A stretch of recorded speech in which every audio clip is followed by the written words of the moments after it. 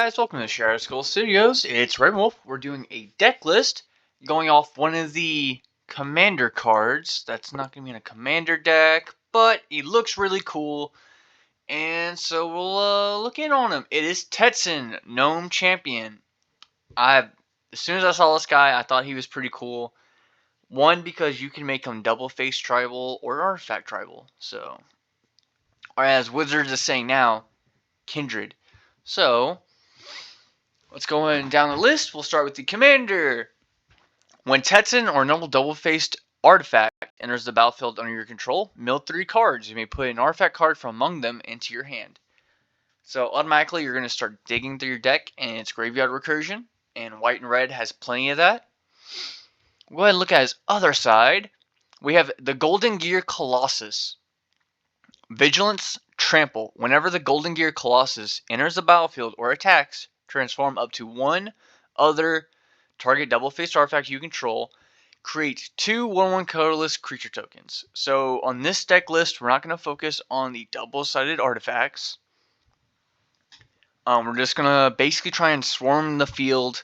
This is not a low... This is kind of a mid 8 deck. That's like on the scale of 1 to 10, this deck is an 8.5. So, also look how cool he is. It's like an ancient gear golem. I love it. Also being the Vigilance Trample 6/6. Oh, so good. Now we're going to go into Planeswalkers. We're going to do Dreddy Scrap Savant. He's going to help us dig through our deck. We can sack and return another artifact from our graveyard to the battlefield for graveyard recursion. And the -10, if we can get there, is just a really big bonus. We have Karn the Great Creator. This will stop our opponent's mana rocks, all their artifact shenanigans. But mostly it's to do his +1. Or his -2 to get things that our opponents might exile that are essentially combo pieces that we're going to need. We have Saheeli, Filigree Master man, my mouse is messing all over the place. Is to basically scry, and if we're not trying to do anything, we can tap an untapped artifact, draw a card. The -2 is to make the one with Thopters, so it's swarm the field. The -4 is okay. It can kind of get of a bonus. I would like to do it, but it's a 3-turn clock, and usually I don't think she's going to live. Saheeli Sublime Artificer is basically we're going to cast our non-creature artifacts as much as we can and start getting our basically swarm the board. And the -2 is to go with a combo that I will point out later. We have Teferi, who slows the sunset.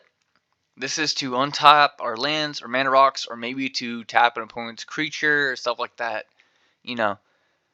The -2 is to kind of control draw. It's pretty good, but the emblem is also okay if we can ever get to it. That's a 4-turn clock, but yeah, the +1 is pretty good to kind of give us a little bit of accelerant. We have Tezzeret, Artifice Master.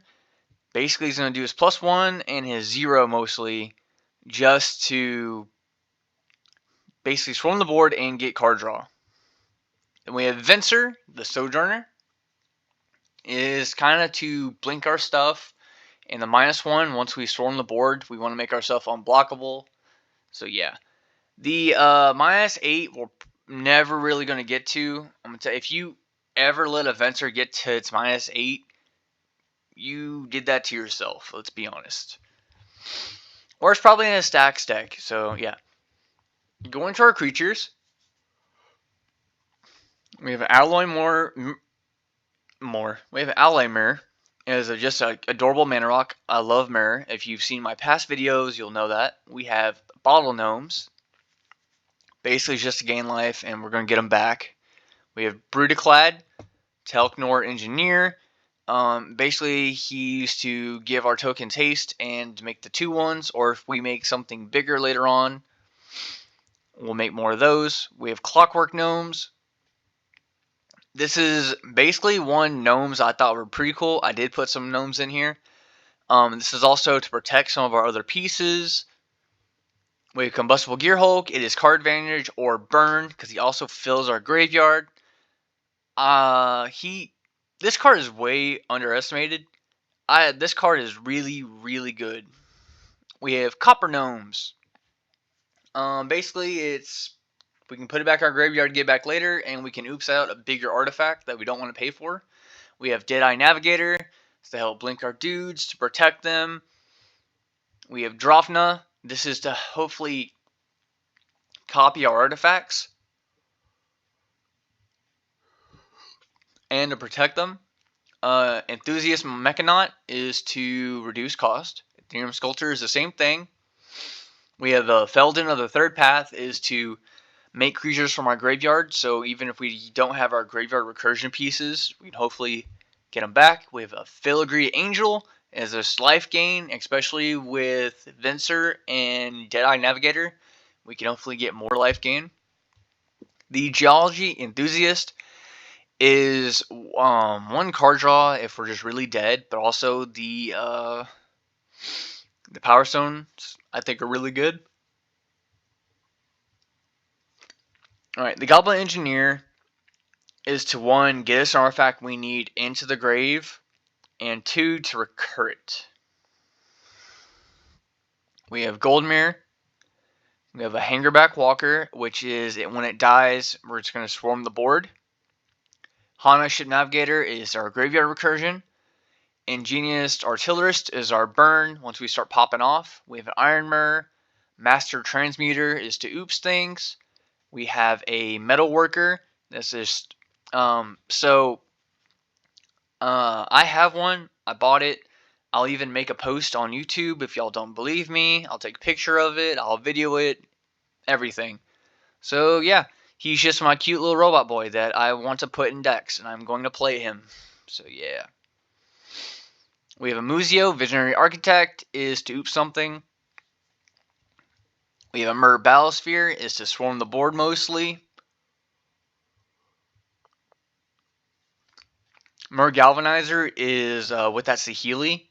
We can make one of our other creatures a Mer Galvanizer, and we can make infinite mana with our other Mer.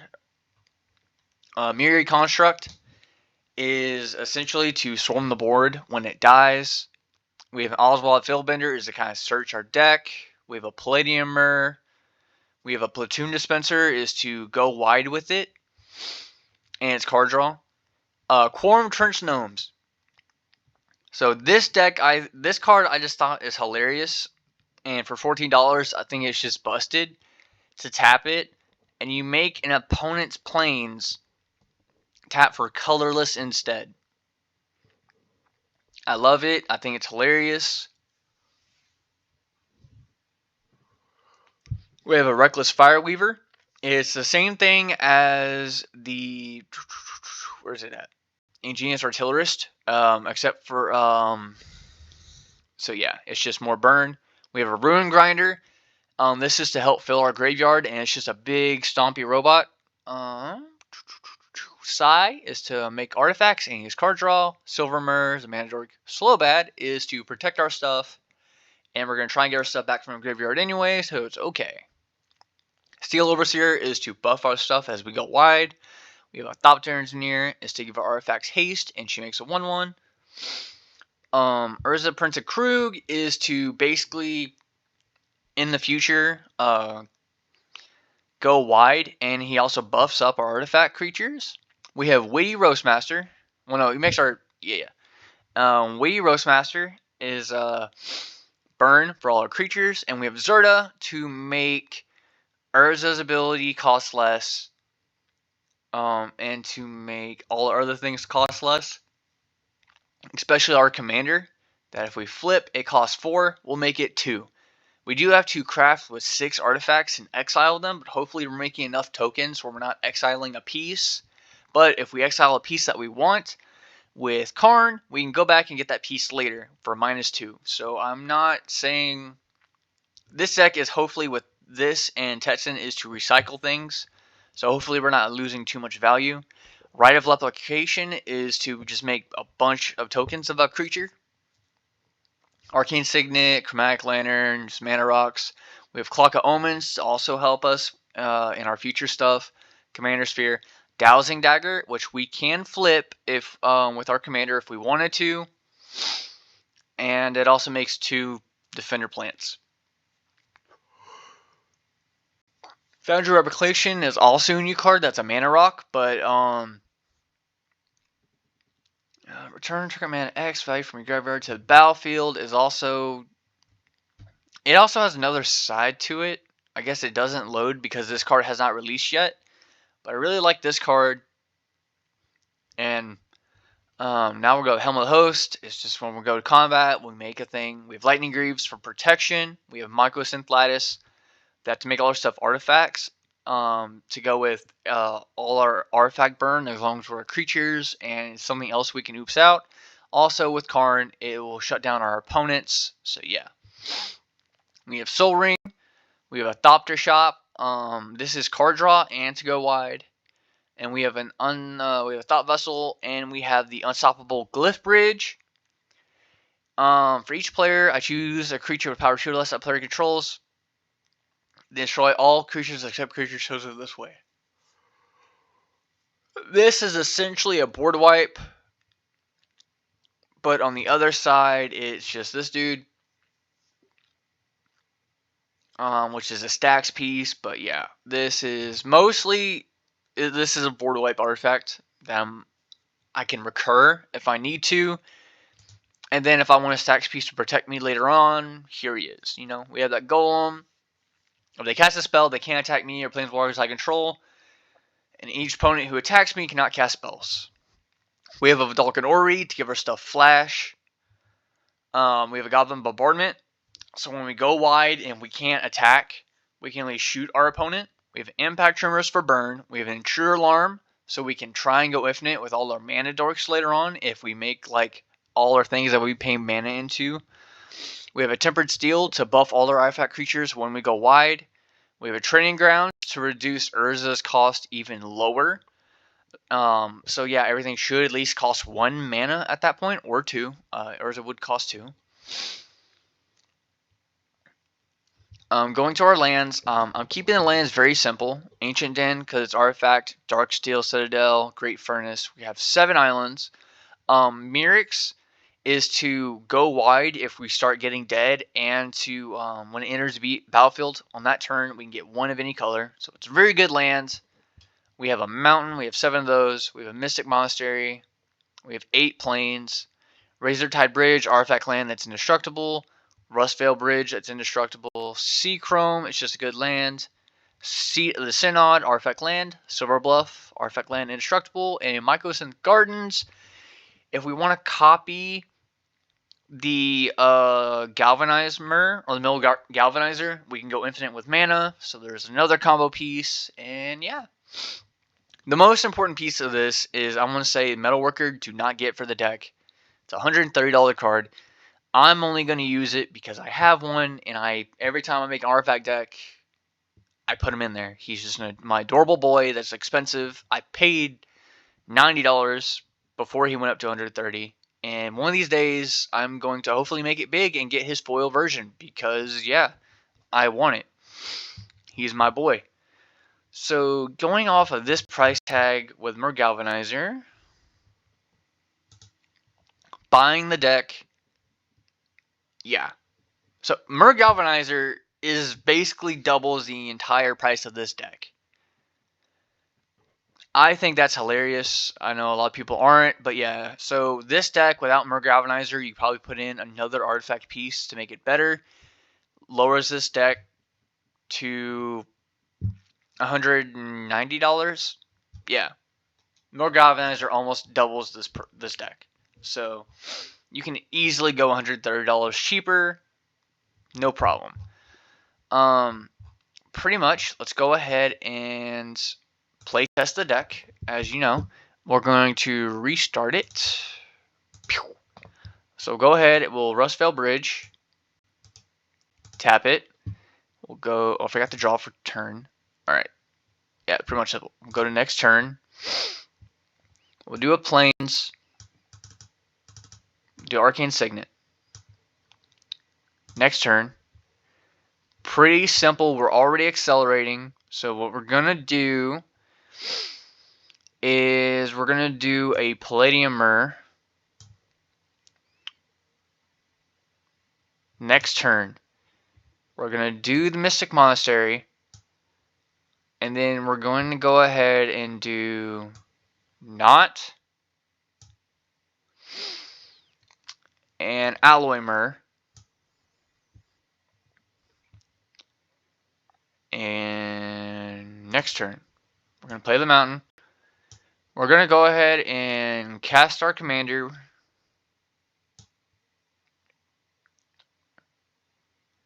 And what it does, we mill 3.